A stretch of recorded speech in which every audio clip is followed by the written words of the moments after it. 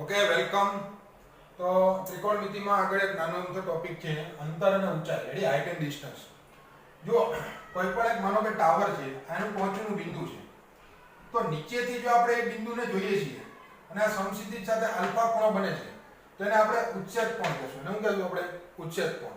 પણ એનાથી ઉલટું જો ઉપરથી જોઈએ છીએ નીચે તરફ, રેડી, તો અહીંયા એક ઇમેજનરી લાઈન હોય, એની સાથે જે ખૂણો બને છે આલ્ફા, બરોબર, બે ખૂણા આલ્ફા જ છે, પણ આને આપણે શું કહીશું? તો કે અવક્ષેદ કોણ.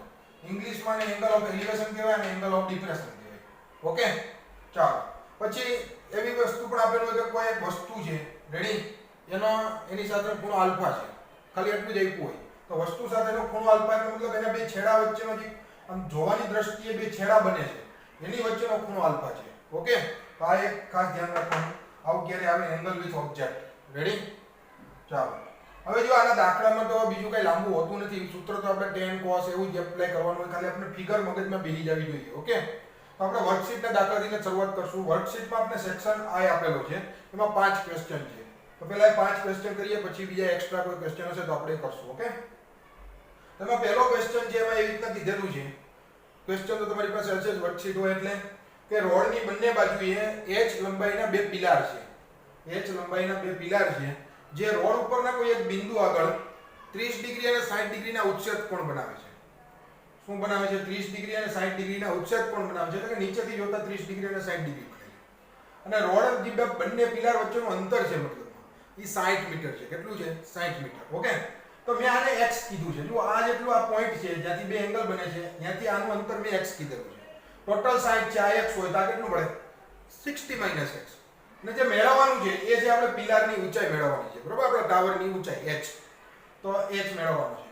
તો બસ આકૃતિ બની ગઈ. પછી તો આપણે જે ત્રિકોણમિતિ છે એ બધું એપ્લાય કરવાનું છે. ત્યાં એક કાટકોણ ત્રિકોણ છે, એમાં tan 60 શું થાય? તો કે સામેની બાજુ છેદમાં કર્ણ, એટલે કે h ના છેદમાં x, એટલે કે tan 60 ડિગ્રી કેટલું? તો કે √3. તો h/x √3 એ x ને આ બાજુ લીધો, √3 ને સામે જવા દીધું, તો x બરાબર h/√3. ઓકે, નેક્સ્ટ અહીંયા tan 30 ડિગ્રી એપ્લાય કરો તો h/60 - x, તો h/60 - x tan 30 ડિગ્રી 1/√3. હવે જો આપણે એક વેરીએબલમાં લઈ આવીએ, આ તો એઝ ઇટ ઇઝ છે, પણ x ની જગ્યાએ શું મૂકી શકીએ? h/√3 મૂકી શકીએ. તો કે યસ. પછી આ લસા લીધો, √3 અહીંયા ગુણ્યા એટલે 60 √3, અને √3 ઉપર હોઈ જાય તો √3h. ઓકે, ચાલો આગળ. એમાં હવે √3 ને આ બાજુ ગુણી નાખો અને 60 √3 - h ને આ બાજુ ગુણો, એટલે 60 √3 - h બરાબર √3 * √3 3h. h ને ઓલી બાજુ લઈ જાવ એટલે 4h થાય. એના ઉપરથી h બરાબર 15 √3 મીટર છે. રેડી? તો આ આન્સર આવશે. અને ઊંચાઈ કેટલી હશે? તો કે 15 √3. હવે જો એમાં ક્યારેય √3 કિંમત કૌંસમાં આપેલી હોય તો 1.73 જેવી થાય, તો એ લઈ ગુણાકારનો જરૂરી હોય આપેલો હોય ઓપ્શનમાં તો કરવાનો, બાકી આ તમારો ફાઇનલ આન્સર છે. ઓકે, તો ફર્સ્ટ ક્વેશ્ચન છે worksheet section I. Okay, note down કરીએ બંને વસ્તુ.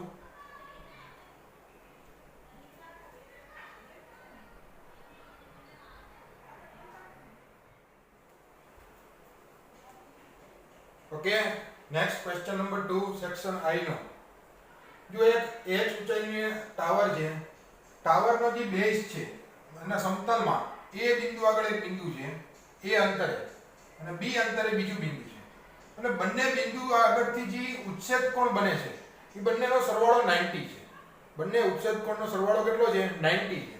તો એક આલ્ફા હોય તો બીજો 90 - આલ્ફા થાય, કારણ કે બંનેનો સરવાળો જો 90 કરવો હોય તો એક આલ્ફા તો બીજું 90 - આલ્ફા. ઓકે, આ અંતર a છે અને આ અંતર b છે, તો આપણે h મેળવવાનું છે. Okay, next. તો હવે આપણે પહેલો જો આ કાટકોણ ત્રિકોણ બને એના માટે tan આલ્ફા શું થશે? આલ્ફા લગાડે તો સામેની બાજુ છેદમાં કર્ણ, એટલે કે સોરી, સામેની બાજુ છેદમાં પાછળની બાજુ, એટલે કે h/a. બરાબર? ઓકે, tan આલ્ફા બરાબર h/a as it is. Next, અહીંયા જો આ ત્રિકોણ માટે, આ મોટા ત્રિકોણ માટે લગાડવામાં આવે, એ પણ કાટકોણ ત્રિકોણ છે, તો tan 90 - આલ્ફા એટલે સામેની બાજુ છેદમાં પાછળની બાજુ, એટલે કે h/b. Ready? h/b. tan 90 - alpha cot alpha. Ready? Change, અને ફર્સ્ટ ક્વાડ્રન્ટ છે એટલે પોઝિટિવ, તો cot આલ્ફા બરાબર h/b. હવે આપને ખબર છે કે tan આલ્ફા * cot આલ્ફા 1 થાય. જે tan આલ્ફા શું છે? તો h/a, અને cot આલ્ફા શું છે? તો h/b = 1. તો h * h h² ab, સામેની બાજુ બી જશે તો h બરાબર શું મળ્યું? તો કે √ab. રેડી? જે આપણે ક્વેશ્ચનમાં આપેલું હતું તો એના સ્વરૂપમાં જવાબ આપ્યું h બરાબર √ab. અહીંયા કોઈ આંકડામાં જવાબ નથી, તો આવી રીતના જવાબ આવશે. નેક્સ્ટ, એના પછીનો ક્વેશ્ચન એવો છે કે એક ટેકરી છે, ટેકરીના ઉપરના ભાગથી આ એક ટાવર છે, બરોબર? ટેકરીના ઉપરના ભાગથી અહીંથી એંગલ ઓફ એલિવેશન એટલે કે ઉચ્છેદ કોણ જેટલો છે એટલો જ એંગલ ઓફ ડિપ્રેશન ક્યાંનો? નીચેના છેડાનો. ઉપરના છેડાનો ઉચ્છેદ કોણ જેટલો છે એટલો જ અવક્ષેદ કોણ છે, સિમિલર. મતલબ આ આલ્ફા છે તો આ પણ આલ્ફા જ છે. સમજાય છે? 25 મીટર ઊંચી ટેકરી છે, ટેકરીની ઉપરથી ટાવરની ઉપરના છેડાનો જેટલો ઉચ્છેદ કોણ છે એટલો જ નીચેના છેડાનો અવક્ષેદ કોણ. નીચે હોય એટલે અત્યારે અવક્ષેદ કોણ કહેવાય, ઉપર હોય તો ઉચ્છેદ કોણ કહેવાય. તો બંને સરખા છે એટલે કે આલ્ફા છે. ઓકે, તો આ 25 મીટર હોય તો આ પણ 25 મીટર થાય અને એક્સ્ટ્રા મેં y કહી દીધું છે કારણ કે આપણે ટાવરની ઊંચાઈ મેળવવાની છે. તો આપણે મેળવવાનું થાય 25 y. ઓકે, અને આને મેં x કહી દીધું. જો આ x હોય તો આ પણ x જ હશે. તો જુઓ જે આ એક કાટકોણ ત્રિકોણ બનાવે, આ એક ઊંધો જુઓ જે કાટકોણ ત્રિકોણ બને છે. યસ, જો અહીંયા ટેલ આલ્ફા લગાડવામાં આવે તો સામેની બાજુ છેદમાં પાસેની બાજુ, સામેની બાજુ છેદમાં પાસેની બાજુ આ 25 છે અને આ કેટલું છે તો કે x.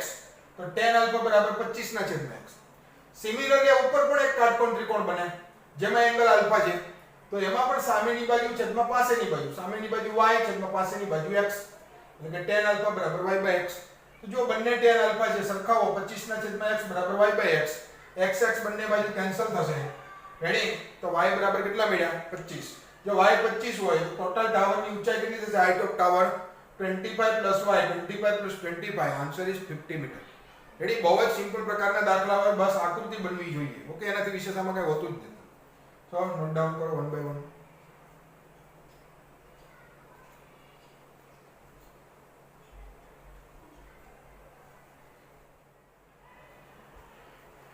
Okay, next question number 4 and 5. જો ક્વેશ્ચન નંબર 4 માં એમ કીધું છે કે 12 મીટર ઊંચું એક ઝાડ છે, એક પવન ફૂંકાય છે અને એક અમુક ઊંચાઈએથી એ ઢળી જાય છે, મતલબ તૂટી જાય છે અને એનો ઉપરનો છેડો જમીન પર આવી રીતના પડે છે અને જે ખૂણો બનાવે છે 60 ડિગ્રી છે. તો આપણે આ હાઈટ મેળવવાની છે કે જ્યાંથી તૂટ્યું છે, તો એને મેં x કહી દીધું. જો અહીંથી આ ટોટલ આખું જ્યારે ઊભું હતું ત્યારે આ ટોટલ ડિસ્ટન્સ કેટલું હતું તો કે 12 હતું. રેડી? 12 મીટર. તો જો આ x હોય તો આ કેટલું થાય તો કે 12 - x. બહુ સિમ્પલ વસ્તુ છે. અને આપણી પાસે સામેની બાજુ છે તે કર્ણ છે, તો કયું સૂત્ર મૂકશું? એંગલ હોય તો sin 60 ડિગ્રી બરાબર સામેની બાજુ x છેદમાં કર્ણ એટલે કે 12 - x, 12 - x. રેડી? બસ આનું સોલ્યુશન કરી દો. tan sin 60 degree √3/2 x upon 12 - x. Ready? Cross product કરો. 12 √3 - √3x = 2x. √3x ઓલી બાજુ જાય તો પ્લસ થાય. x કોમન કાઢો એટલે √3 + 2 અને નીચે લઈ જાઓ એટલે x બરાબર શું મળ્યું? 12 √3/2 + √3. પણ ઓપ્શનમાં આવું નથી તો શું કરશો તો કે √3 બરાબર 1.73 લેશો એટલે 1.73. રેડી? તો 12 × 1.73 20.74 થશે અને 2 + 1.73 કેટલા થાય? 3.73. આ બેને ભાગાકાર કરશો એટલે એપ્રોક્સિમેટલી તમને 5.57 મીટર મળશે. રેડી? પોઈન્ટ પછી આંકડા હોય એમાંથી આપણે 5.57 બનશે. ઓકે, તો આનો જવાબ થઈ ગયો. નેક્સ્ટ ક્વેશ્ચન જોઈએ કે એક AB નંબરનો ટાવર આપેલો છે જેનો મધ્ય બિંદુ C છે. ઓકે, પછી એની દિશામાં આગળ એક બિંદુ છે P. P બિંદુ છે એ CB સાથે બીટા ખૂણો બનાવે છે. જુઓ આ આપેલું નથી, આ સપોઝ કરેલું છે એટલે ધારણા લીધેલો છે. એટલે આ બીટા ખૂણો આપણે આપેલો છે રકમમાં કોની સાથે બનાવે છે? BC સાથે ખૂણો બનાવે છે, BC સાથે. અને એંગલ ઓફ એલિવેશન કે ડિપ્રેશન ન કહી શકાય, આ ઓબ્જેક્ટ સાથે બનાવેલો ખૂણો છે.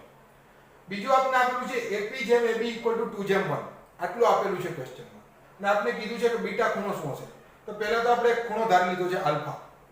ઓકે, પછી તો કાંઈ x ધારી લીધું છે. આ મધ્ય બિંદુ છે એટલે આ જેટલી લંબાઈ છે એટલી જ આ છે, તો કાને x કહી દઈએ એટલે આ થઈ ગયું 2x AB લંબાઈ. આના ઉપરથી AP ના છેદમાં AB બરાબર 2 થાય. 2/1 છે એટલે યસ. AB ની લંબાઈ કેટલી? આપણે 2x ધારેલી, તો AP બરાબર 2x મૂકી દઈએ, સામેની બાજુ ગુણાય એટલે કે AP જે છે એ કેટલું મળશે આપણે? 4x મળશે. રેડી? લંબાઈ પ્રમાણે આના કરતા બહુ મોટું હોવું જોઈએ પણ નથી, તો આપણે સમજી લઈશું. ઓકે, ચાલો. તો હવે આપણે શું કરશું તો કે પહેલા તો જો આ કાટકોણ ત્રિકોણ બને એટલે કે tan આલ્ફા બરાબર x ના છેદમાં 4x એટલે કે 1/4. તો પહેલું રીઝન મળ્યું આપણે. બીજું કે આખો ખૂણો શું થશે તો કે આલ્ફા જેના બીટા છે એટલે કે alpha plus beta.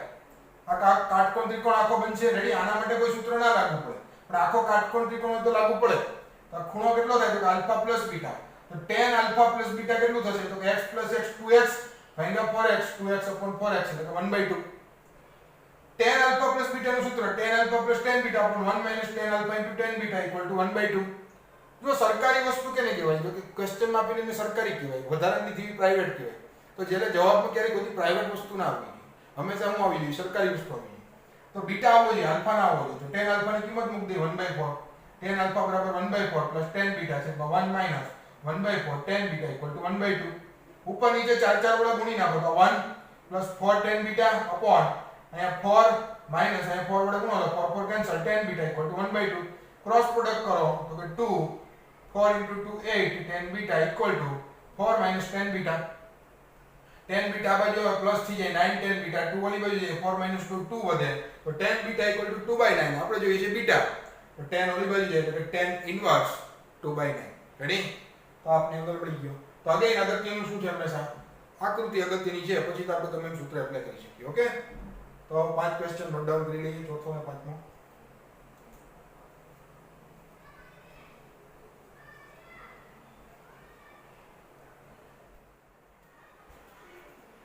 Okay, next question JW 2019 નો ક્વેશ્ચન છે. રેડી? જેડબલ્યુ 2019 માં total 2 question height and distance ના પૂછાણા હતા ત્રિકોણમિતિ ચેપ્ટર માંથી. એમાંનો એક ક્વેશ્ચન છે જમીન પરના બિંદુ A થી ટાવરની ટોચનો ઉચ્છેદ કોણ 45 ડિગ્રી છે. A થી શિરોલંબ દિશામાં એટલે કે શિરોલંબ એટલે ઊભી દિશામાં 30 મીટર ઊંચાઈએ B બિંદુ છે. રેડી? અને B થી ટાવરના ટોચનો ઉચ્છેદ કોણ 30 ડિગ્રી છે. તો A અને ટાવર વચ્ચેની લંબાઈ એટલે x મેળવવાનું છે આપણે. ઓકે, તો જુઓ આને આપણે આ 30 હોય એટલું ડિસ્ટન્સ, તો આને પણ 30 છે અને આપણે y કહી દીધું છે એક્સ્ટ્રા.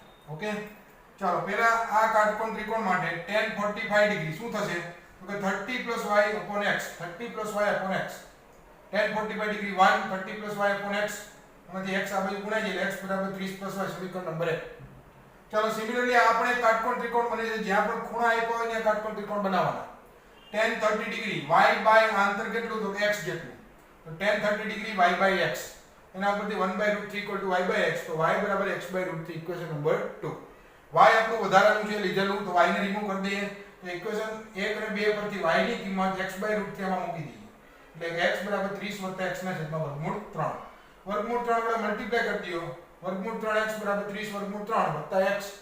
x ને આ બાજુ લઈ આવો એટલે માઈનસ થઈ જાય, એમાંથી કોમન કાઢી લો એટલે √3 - 1. તો x બરાબર શું આવે? તો કે 30 √3/√3 - 1. પણ એવો ઓપ્શન નહોતો, બરાબર? તો શું કરવું પડે? તો કે એને કરણી લેવી પડે એટલે √3 + 1/√3 + 1. તો ઉપરની બાજુ એ જો આ √3 છે ને એના અંદર ગુણી નાખવાનું આની સાથે એટલે √3 * √3 3 અને √3 * 1 √3, આગળ 3 સામણા અને √3 - 1 √3 + 1, તો 3 - 1 2 ડિવાઈડ કરી દો એટલે 15 કૌંસમાં 3 + √3 આ જવાબ હતો. રેડી? તો આ એપ્રિલ 2019 નો ક્વેશ્ચન છે જેડબલ્યુ. જોઈ લઈએ.